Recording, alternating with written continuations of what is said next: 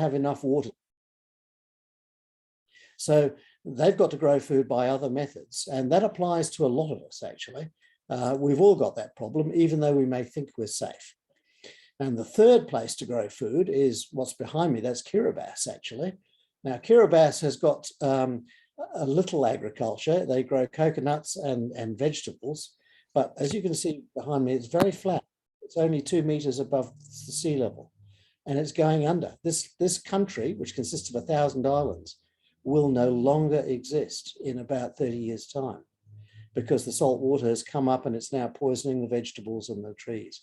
So they're going to start farming fish big time, and farming fish in the deep ocean, not in a small net where they all get diseases and parasites, but in huge ocean ranches, is probably another sustainable way to produce food. So those are the 3 pillars of a renewable food supply for the future for humanity.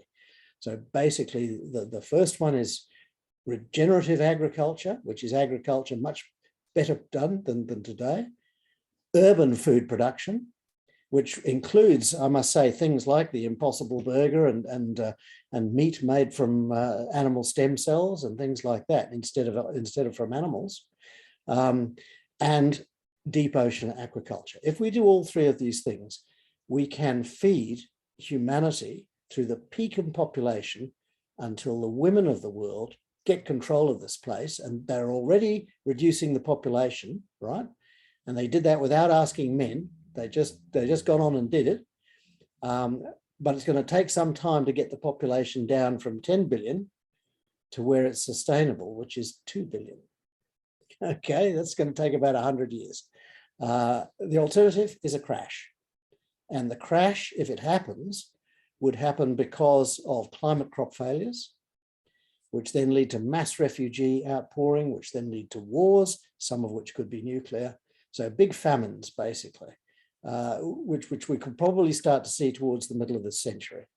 So we've got to get on with this real fast. I mean, you, ladies and gentlemen, are the bow wave of a revolution in how humans feed themselves off a very small area of land, using minimal resources, but great amounts of knowledge, which you share with one another. And that's what you're doing. This is a wonderful experiment that you're doing, sharing knowledge to grow good, clean, sustainable food. It's very exciting. There are people doing it everywhere around the world. You know, they're doing it in Israel, and they're doing it in the Palestinian homelands. Oh, They're doing it in Toronto, in Canada. They're doing it in California. They're doing it in London. You know, they're doing it here in Australia, New Zealand. You know, everywhere we're going for these intensive, high intensity urban food production. So a lot of it is like you and I are doing, farming in our backyard or on our balcony.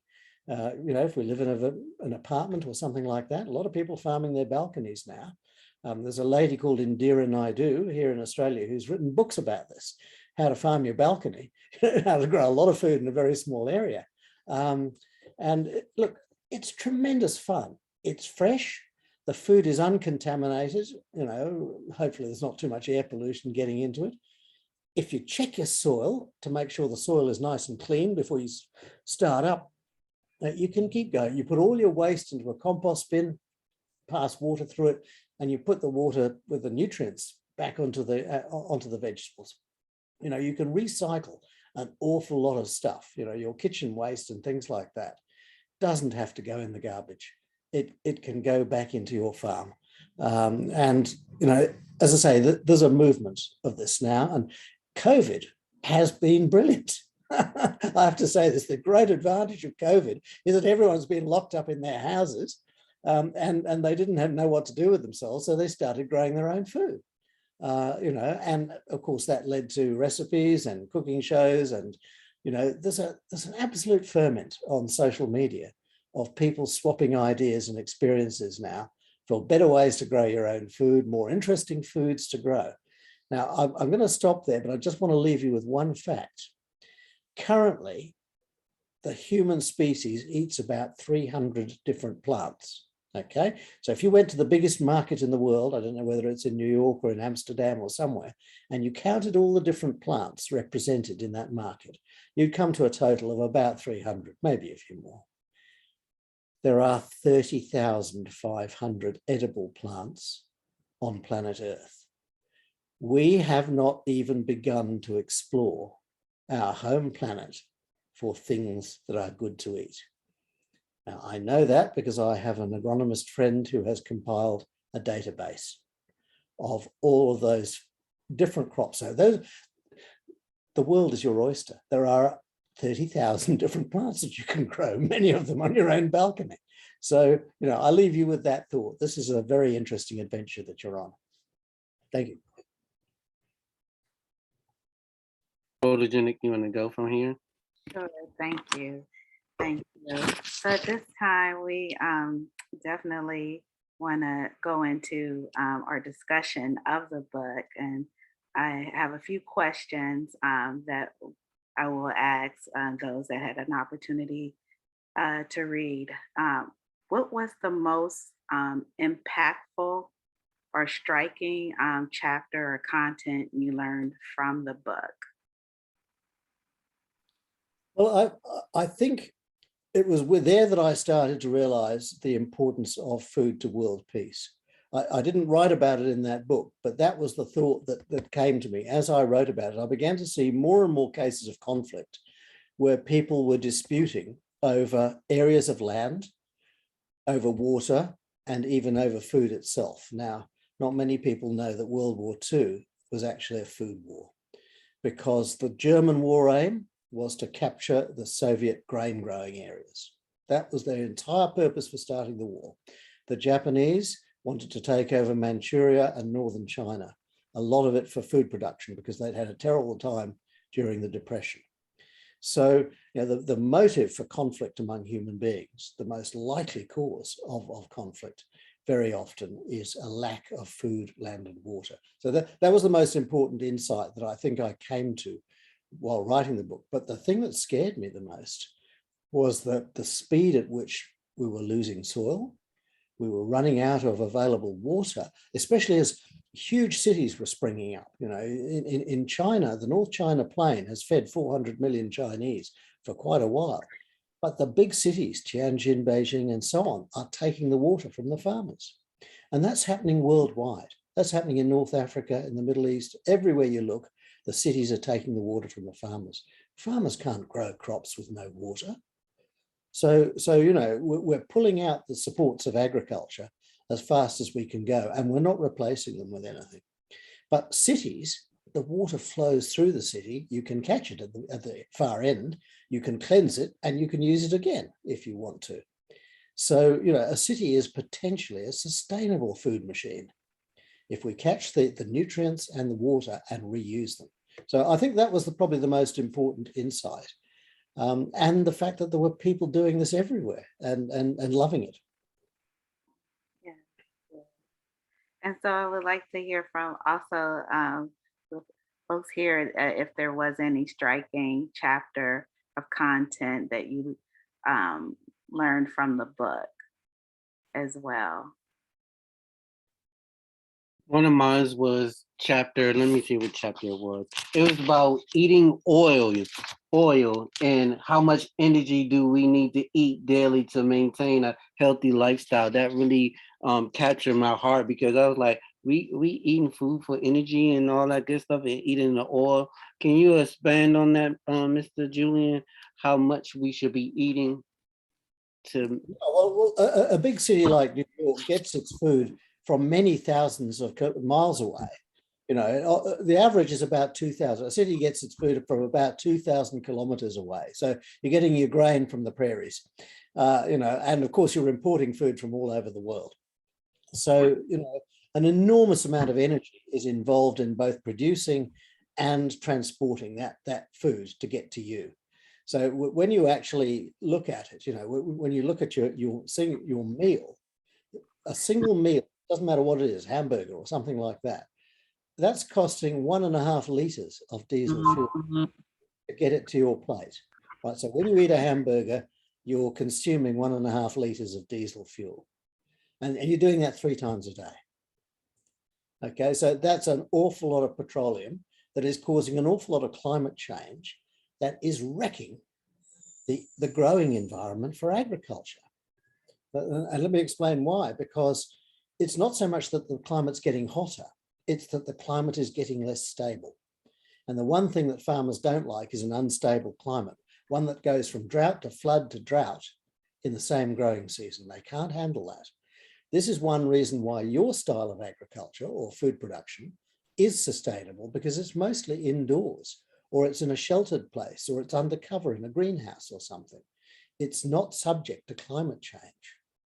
Whereas what goes on the prairies and in the big grain belts of the world is terribly vulnerable to climate change, to heat waves and floods and droughts. So you're providing a stable underpinning, and your food comes from right next door.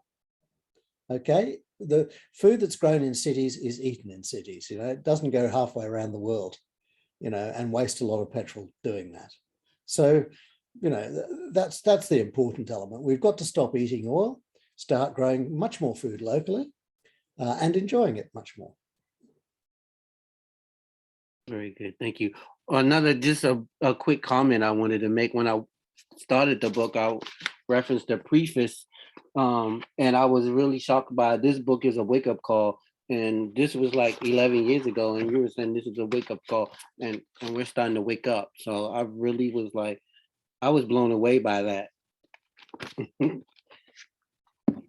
Yeah, and I would say also, like, even in the recent news here, and you talk about this in the book about the fertilizers that we need to sustain our food. And I think yesterday there was an article about the shortage of nitrogen fertilizer, and you know, how is that going to impact affordability, you know, for growers, farmers, all of the production, but also throughout the book, or in one of the chapters, you talk about, I'll coin it as the fairness to access the evolution of new technologies that improve growing. And that is the challenge the more impoverished countries don't have access, or these are these patented technologies that don't allow for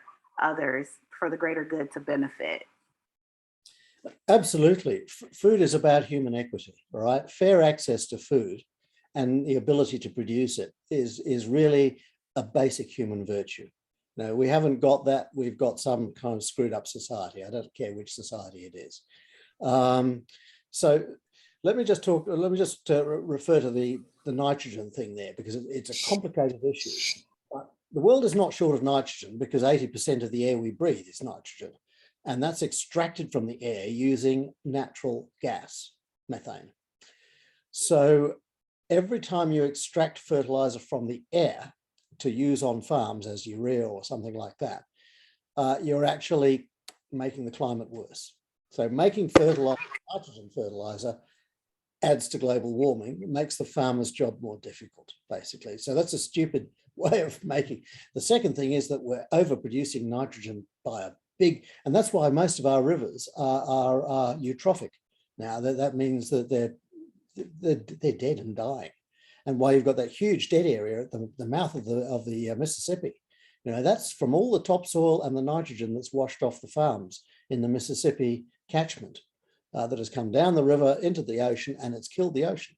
The fishermen can't catch any fish there any longer because there's no oxygen in the sea. So that's the effect of nitrogen fertilization when it gets out of hand. The fertilizers that we're probably running out of are phosphorus, 85% of which worldwide is produced in Morocco. Right? So if Morocco had a small Arab Spring or something, you know, all of us would go hungry, because our phosphorus comes from Morocco, and basically potash. Now, there's a lot of potash in Canada, so you're probably okay for the time being. There's a lot in China, but they've stopped exporting it because they need it for themselves. So we're middle century, we're going to be running out of fertilizer. The answer to that is recycle the food we're currently wasting. That's got nitrogen, phosphorus, and potash, and all the other micronutrients that stop you getting cancer in it. So we recycle all the wasted vegetables, all the peelings and the things that come off in the factory, turn that back into compost and into fertilizer, and you've got an unending, an infinite supply of nutrients to feed the world. We don't have to dig any more holes in the ground to get fertilizer out of it. So though, we need the sustainable thinking to come through our food production. Thank you. And also, out of curiosity, do you think of any of the new climate policies or efforts that I know that we just had the climate summit a few weeks ago, if not a month ago, will be aiding in reducing food shortages? Well, there's a lot of talk in the UNFAO about climate smart agriculture. But candidly, I've got to say, I don't know what that means. And I don't know whether the world's billion farmers know what it means either. I mean, clearly it means minimizing agricultural damage from climate. But how do you do that? How do you stop a drought? How do you stop, a hailstorm? How do you stop a flood? You can't. It's not that easy. Basically, the answer is move a third of your food production into the cities, getting ordinary folk like you and me to produce our own food, or to produce small enterprises, producing food on the tops of buildings and things like that. And let's produce a third of the world's food in the big cities of the world. And then we can put back the trees, right? We can put all the farms, the marginal farms that are not going to be able to survive under climate change. We can rewild them. We can put back the Amazon rainforest. We can put back the prairies. We can put back, all the big forests, the northern boreal forest through Canada, places like that. We can restore the trees, and that is going to suck carbon out of the atmosphere. So by farming in cities, you are actually contributing to fighting climate change, because it means we can revegetate the wild world and draw down the carbon that is now poised to kill us, basically.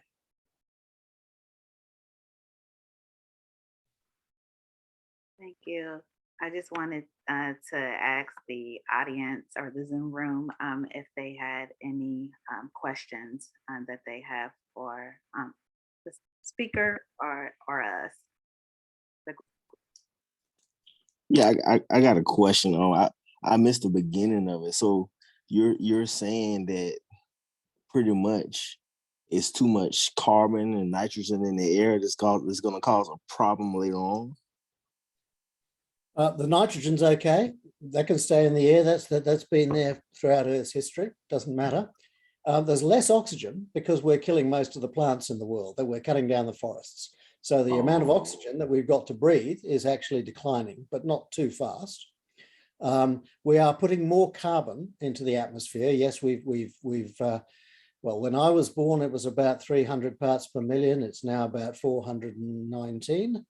So, it's gone up by a third in my lifetime. That is trapping more heat in the on the Earth's surface. So heat means some crops get killed by heat. I mean, for example, a rice crop will die if you get 3 days of 40-degree heat. And we're going to have lots of days of 40-degree heat, in the world to come. So those are the problems. There are other atmospheric gases and issues that affect agriculture. Ozone coming out of dirty cities, for example, poisons crops. Those are the main ones anyway. I have a question for you. This is Leela. I was thinking about how we hear so much in regards to food inflation, and what do you think about the government practices of telling farmers what they can and cannot do with their land, as it's happened here in the United States in the past summer? They've asked farmers to destroy their crops or be fined, and if not be fined, then you know, the government wants to literally destroy the land of the farmers using toxic chemicals that would ruin the land. So why is the government trying to restrict some of these growing practices? Are they trying to cause more inflation, or is it some type of food control system that they're trying to engage this day and age? I don't understand. Well, I'm not sure about the detail of that. I mean, your government's a bit different from mine. My government doesn't interfere with farmers too much, although the farmers would say they've got a few too many environmental restrictions, but they need to have environmental restrictions or they'll poison them. What your government is doing sounds horrendous to me. One should not interfere with farmers. The point about agriculture is it's very diverse. You look at your group, you're a very diverse set of people. You know, you've got different skills, different interests, different attributes. You're all going to farm in different ways. That's what creates a healthy food supply, diversity. So you want to encourage farmers to have that diversity, not hem them in with bureaucratic regulations. As for destroying food, I have a concern. The world food industry today is not run for the sake of food or for feeding people. It's run for the sake of making money. So you've got these massive supermarket chains, you know, Walmart, Sainsbury's, Carrefour, which basically dominate food production worldwide. And they set the price that the farmer gets for her or his eggs or cabbage or whatever it is that they grow, or wheat.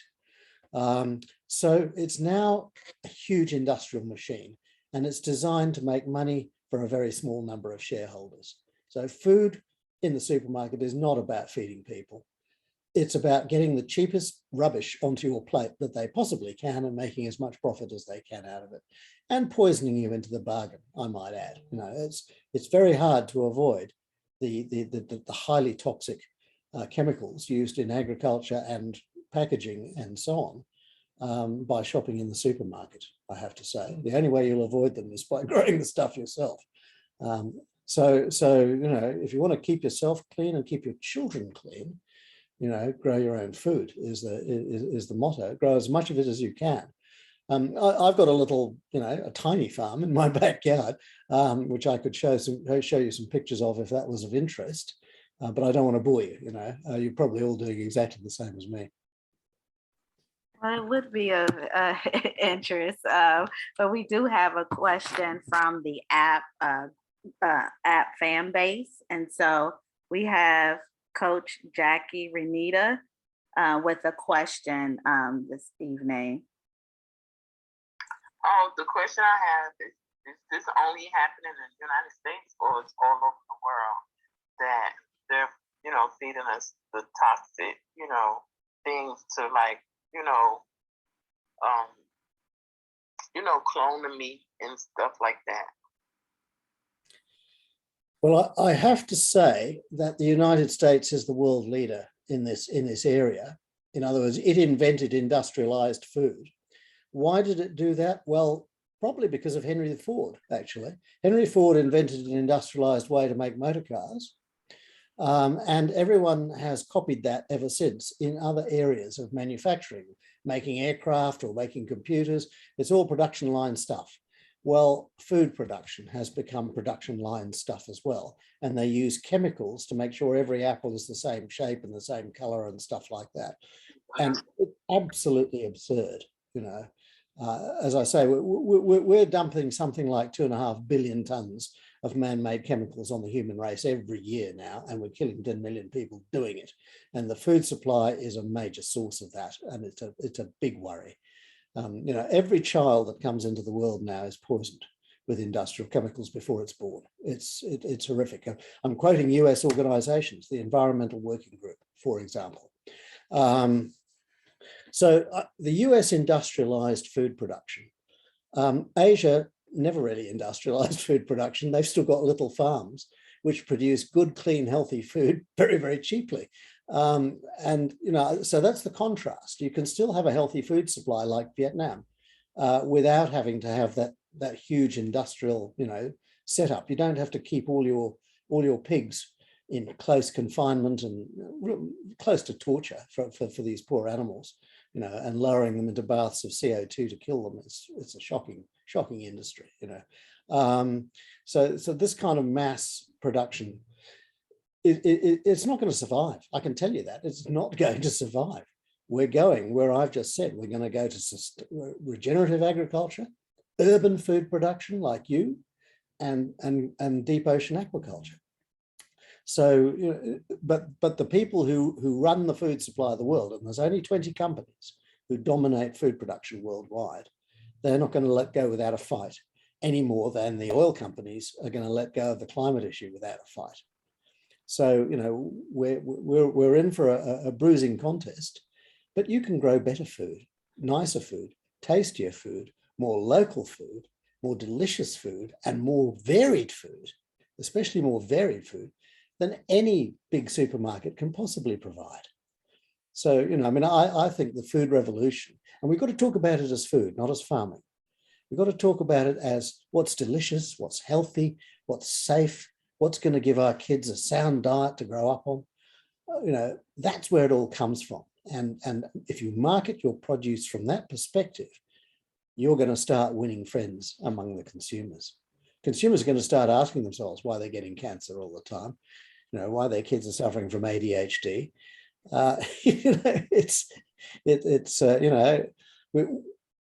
Food is the answer to a lot of ills. If you eat a clean diet, you can actually address an awful lot of human health problems. I think there was a question that came up in the chat here. Let's see if I can go back to it. Ariana asks, in regards to reforestation, do you have any insight as to which types of trees could be most beneficial and would also provide food? For example, nuts, fruits, etc. Well, the best sort of trees to have is a natural forest, one that hasn't been logged, hasn't been cleared for agriculture, but that applies to a tiny fraction now of the world's original forest area. I mean, we've stripped at least a third of the world's forest away, and we've logged the rest selectively.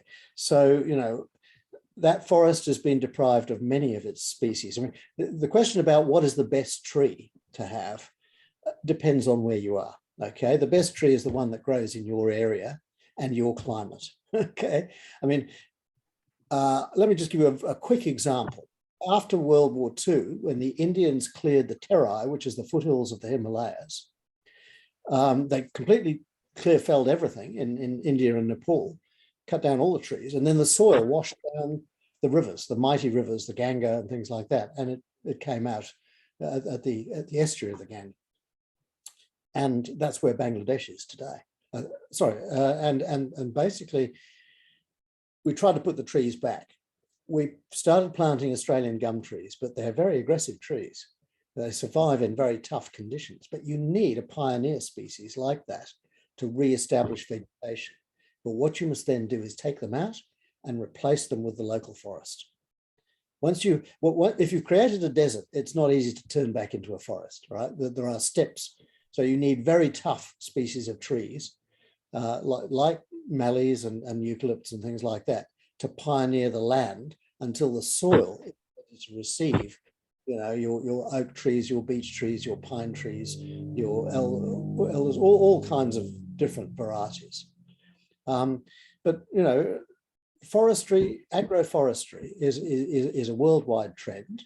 Farmers are planting more trees on their farms to protect the topsoil, and of course those trees produce fruit, they produce nuts, they harbor honeybees and other and birds and things like that. So they're a very important part of the agro ecosystem of keeping the farm protected from the elements and sustainable. So tree planting is critical. And if you guys can start growing food in the big cities, that means we can replant trees on a third of the world. There's a chap called E.O. Wilson, you may have heard of him. He's at Harvard. He's the world's most famous biologist. He says we have to turn half the world back to forest if we are to save the animals.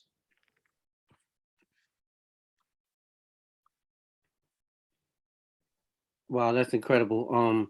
We do have another question. This was like curiosity question. Someone wants to know what are you growing in your backyard or in your balcony or or your front porch. Look, I'll just show you a very quick. I've got. I think I can show you.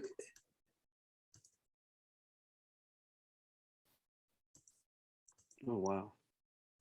So I've got a very small area to grow food. So I've got 6 planter boxes, basically, of about 1.5 meters square.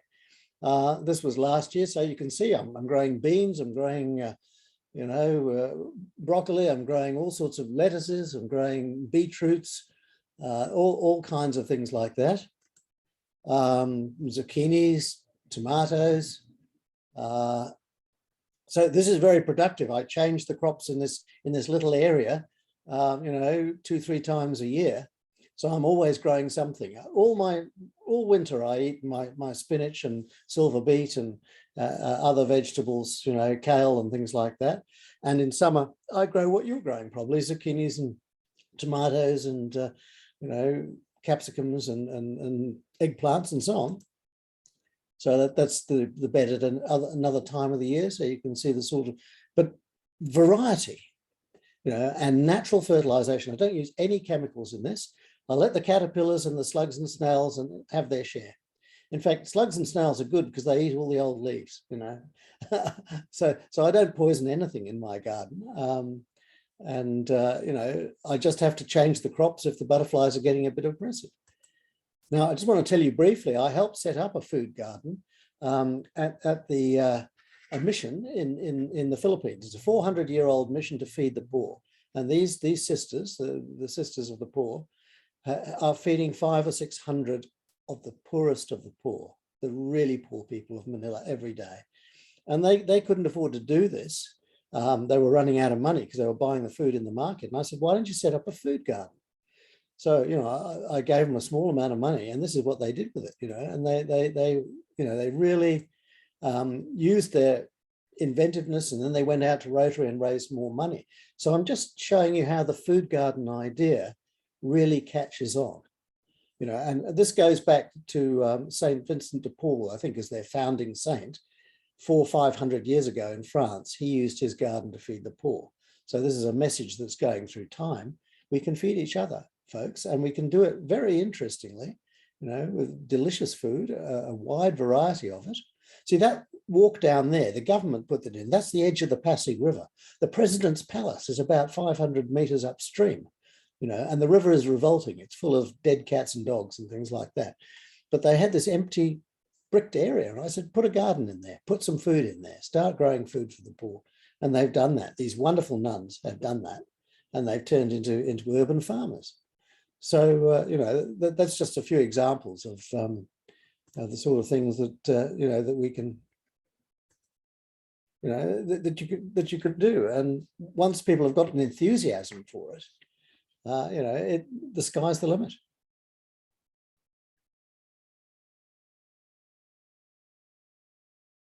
I just want to say that's super inspiring. Thank you for sharing your pictures.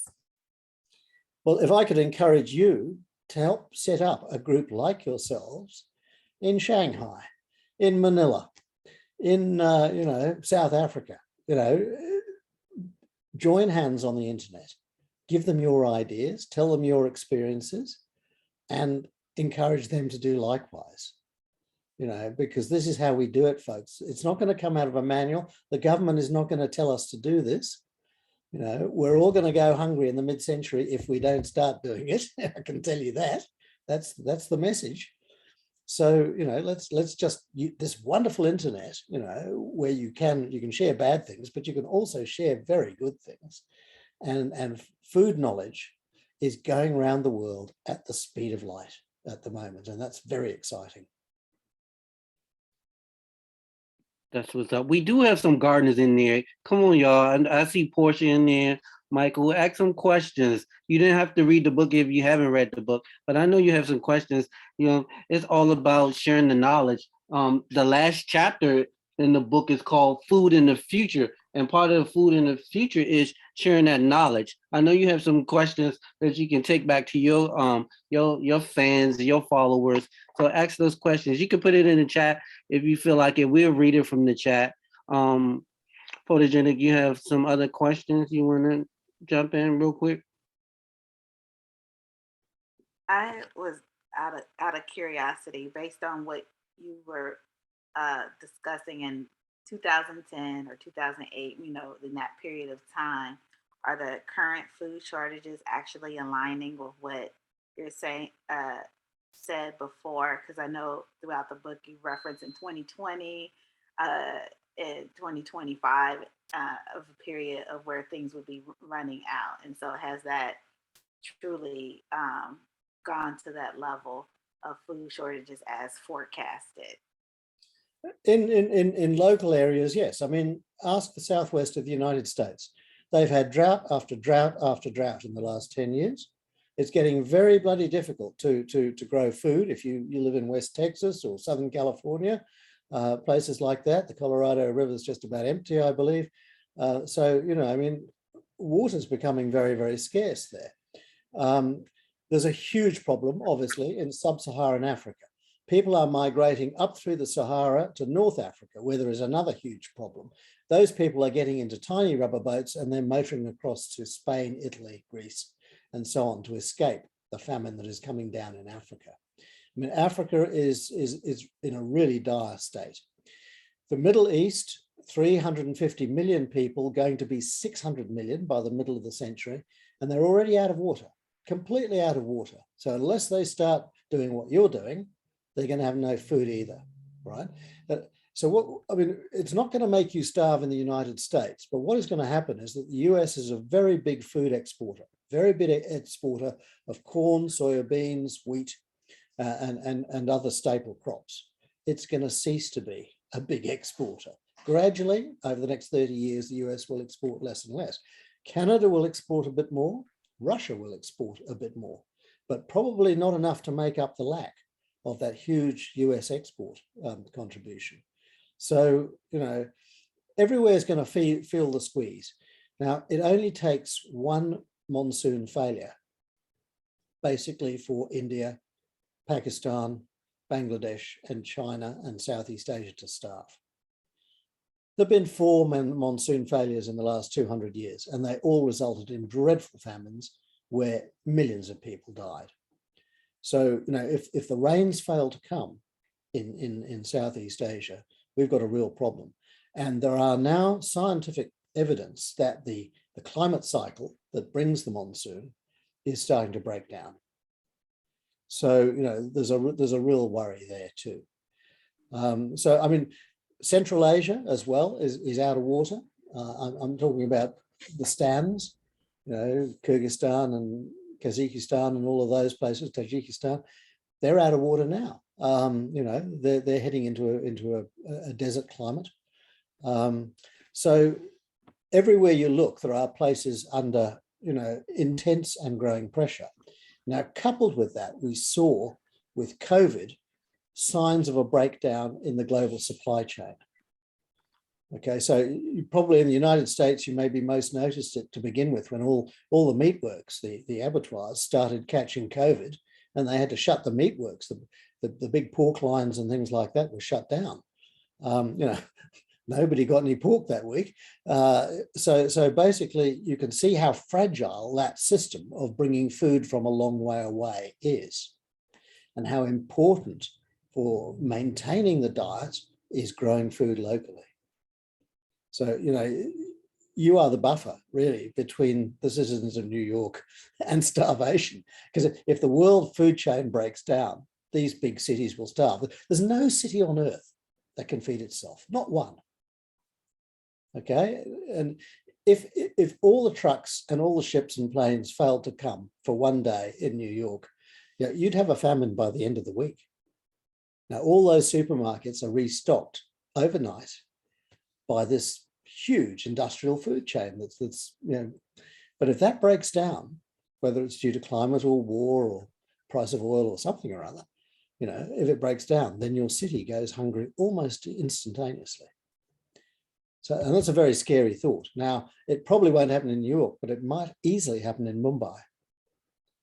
It could easily happen in a number of big cities worldwide.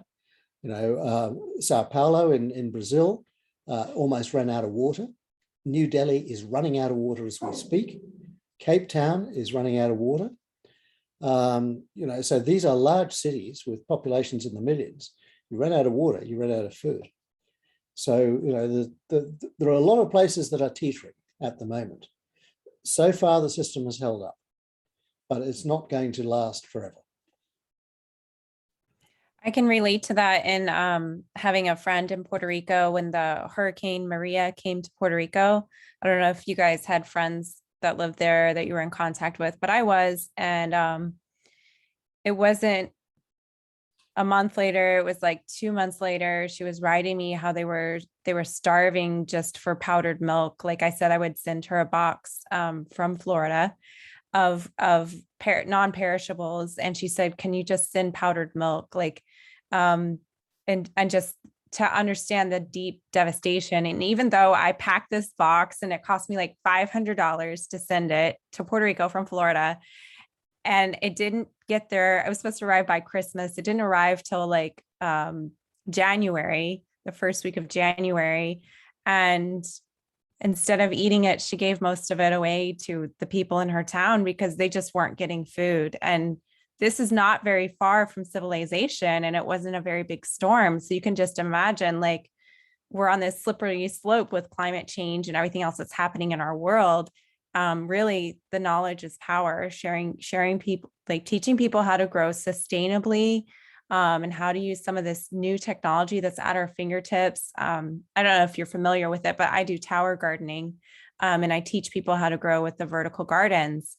And to me, it gives them joy, but also education, and to think, I never thought of it as it's a survival tool that they can use. But I can understand the title of your next book now that we've gotten to this deeper. I can see how it turns into war when people don't have food. I mean, that's what happens.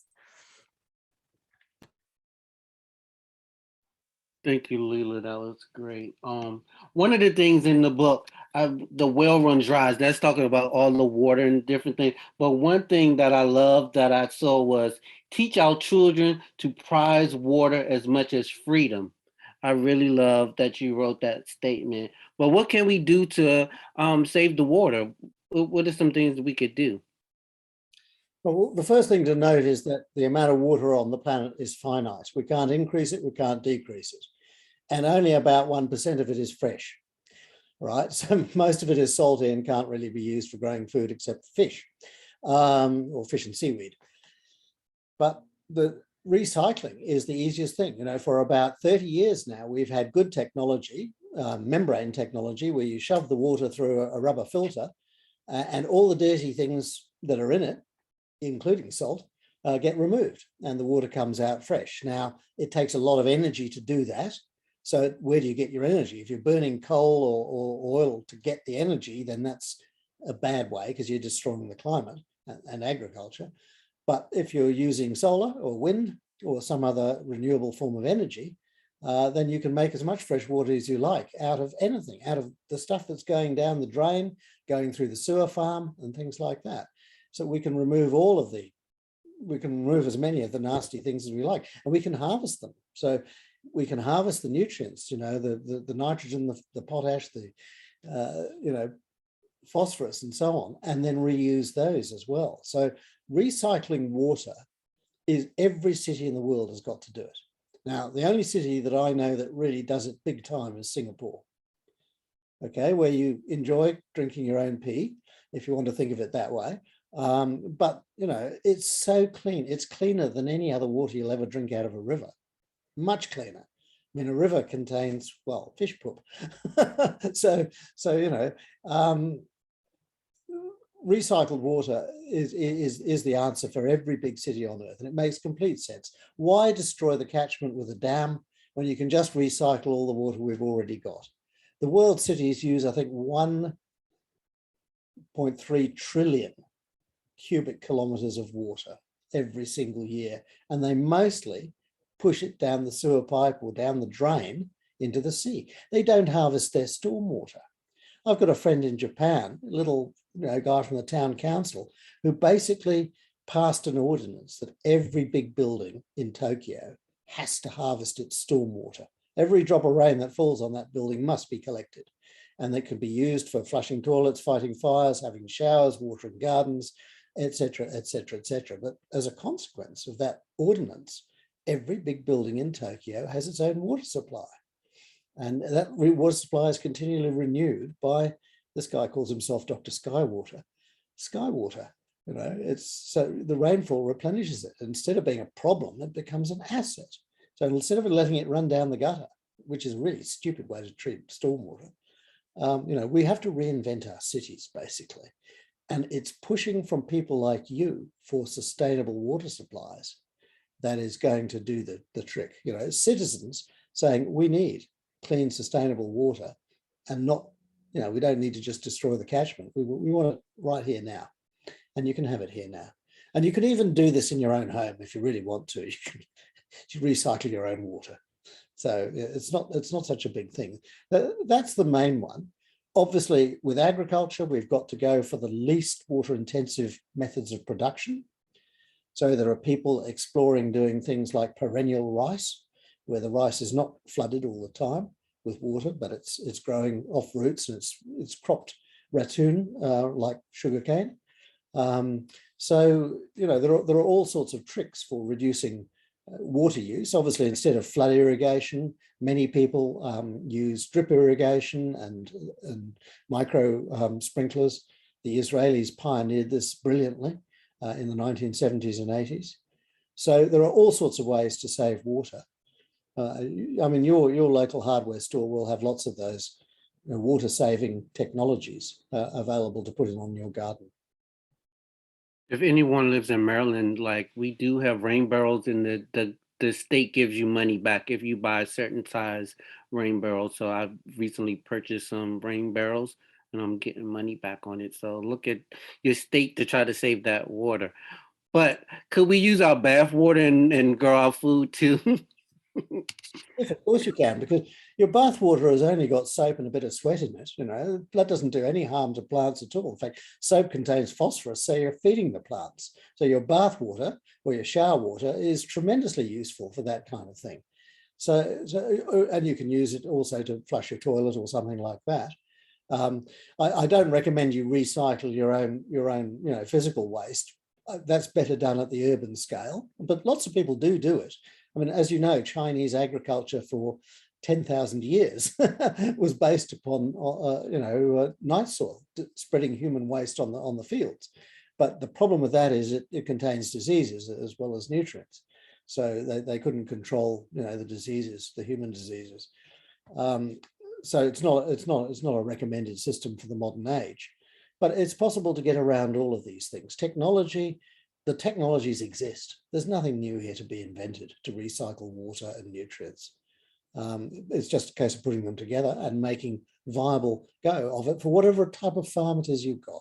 Well, it's a great big one. Like Jeff Bezos is planning to put 500 sky farms into cities all the way around the world. Emirates Airline is building a 50-story sky farm in Dubai. Now, Dubai is not famous for its agriculture. It's covered in sand. Right, so this will be a huge farm producing 250,000 airline meals a day, which they're planning to put in one of the world's hottest, driest countries.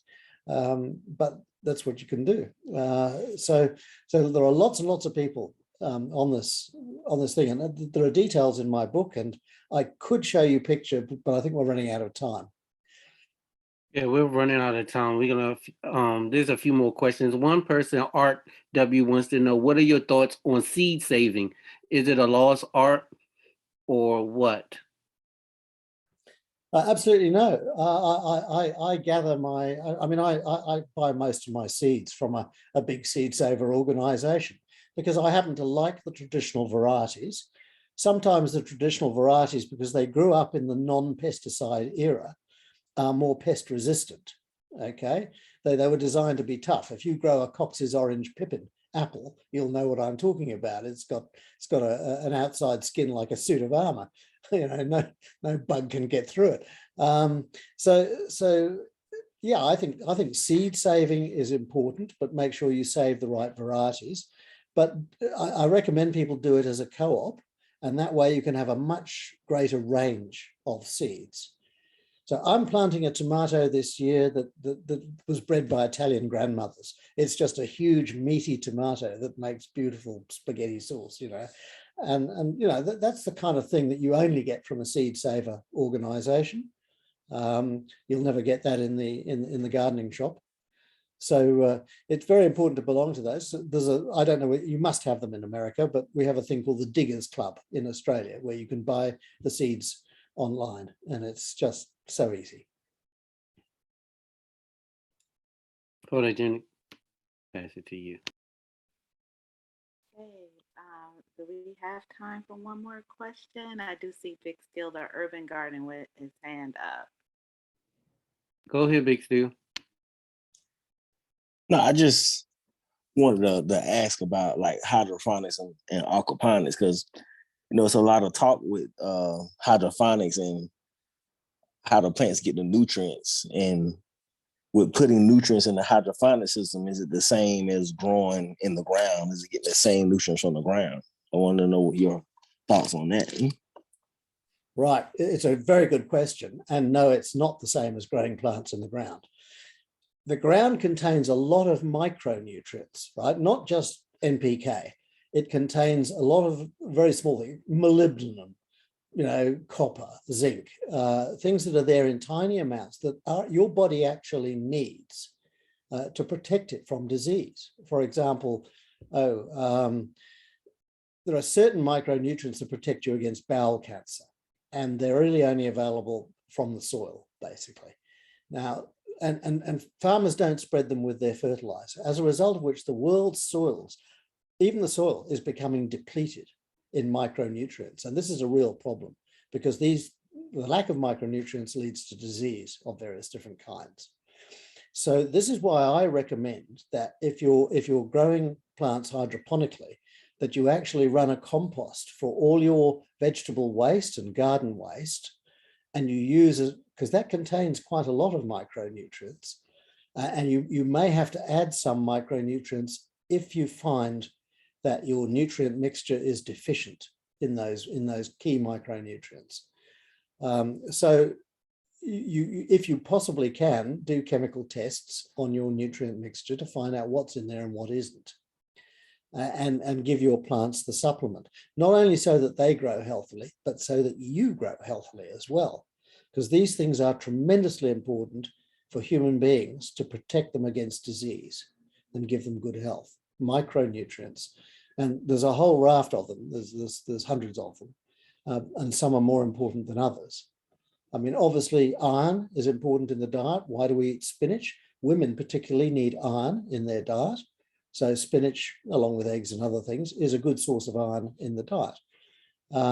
But you want to make sure that there's iron going into your vegetables, your hydroponic vegetables as well. So that's why I recommend not just buying an off-the-shelf packet of fertilizer for your hydroponic vegetables. It'll make them big and shiny like they are in the supermarket. It won't necessarily feed them and make them nutritious. So, you know, by composting and using natural sources of nutrients, you will give them a much richer food supply. Thank you, Mr. Julian. And so with that, I just want to give you a special thanks, Julian, for being here tonight and your willingness to join our book discussion and answer as many questions as you did. And I certainly want to give a special thanks to Kimani for doing the coordination and organizing, along with the growers of Fanbase and the participants that came from other forums to speak or be part of the group tonight. And I want to thank you as well, Mr. Julian. It's been a pleasure. I mean, I have 1,000 more questions, but you know, I wanted the audience to ask the questions. But I mean, I'll send my questions via email. Maybe you can write me back. But quickly talk about from this book to the new book, The Art of War, because that scares me. Food and war, it's scaring me a little bit, and then we'll let you go from that. So you wrote this book 12 years ago, and then you had The Art of War. Food or War, yeah. Yeah. just quickly talk about that. I just put the link in the chat for the new book if you want to get the new book, folks, and check that out, because this is a scary thing. I was talking with Photogenic last night, talking about I'm gonna have my guns ready in case people try to come in my yard, but I was just joking with her. Talk about it. I suppose it started with a very small war in East Timor. Basically, the Indonesians moved into East Timor and started massacring people, and the Australian army was sent up there to try to stop them, and they did. Basically, what happened after that was the question was then asked, how do we stabilize this country to make sure that it is not going to fall over and be prey to an invading force, like the Indonesians? And one of the answers was we have to give Timor a viable food system, right? A country that can feed itself is, much more independent than one that can't. Much more invulnerable against, political pressures and resource pressures and also economic pressures and so on. Now, I started looking around. I found a rock painting in Australia that is 17,000 years old, and it shows two lines of warriors, and they're chucking harpoons and boomerangs at each other. And one of them in the middle has got hit with boomerang and a couple of harpoons. He's obviously gone down. He's the Achilles of the Australian Aborigines. But the thing I noticed about this painting was that they were not using weapons. They were using hunting implements, harpoons and boomerangs. And clearly the argument in this the world's first battle painting was over food. Clearly it was, because they were using hunting weapons, not as I say, not man-killing weapons. And from there, I progressed. The medieval people knew that famine was the great killer. And we've seen famines in all of these countries, China, India, around the world. Famine after famine after famine, killing millions of people. Famine started the French Revolution, right? The people were starving. The price of bread in Paris was the same as a working man's wages for 1 week, a week's wages for one loaf of bread. No wonder they went and chopped the heads off the aristocrats. Same with Russia. Where did the Russian Revolution start? It basically started in a series of famines from the 1890s onwards, about 3 of them. People going hungry in the rich black soil country of Russia, but eventually they got angry enough with the government that when Lenin and co came along, they were fertile ground. And the same thing happened in World War II. Germany lost 1 million people to hunger in World War I. And when Hitler came along, he realized that the Germans were very open to a message about never going hungry again. Okay, so he used the fear of hunger to whip up the German mob, basically, to justify invading Russia. So, you can see this thing happening throughout history again and again. The beauty of this is if we grow food the way you're growing food, every city can feed itself. No one needs to go hungry at all in this world anywhere, So African cities can feed themselves. There needs to be no hunger in Africa because you can use this intensive urban system, recycling your water and nutrients to produce an endless supply of food. If you do that, you will have peace on earth. I mean, all right, there'll be a few wars, but the basic cause of war will be removed. So this is a terribly important, so in growing food, you're making peace, and you're connecting with your fellow human beings and sharing ideas and sharing meals. I mean, we've shared meals as a gesture of hospitality for 1 million years. Basically, that's what I'm really asking us to do: share not only the meal, but also how it was grown, the ideas for growing it, and renew the world's food supply, because a renewable food supply is a safe food supply. That's what's Photogenic. You want to close it out?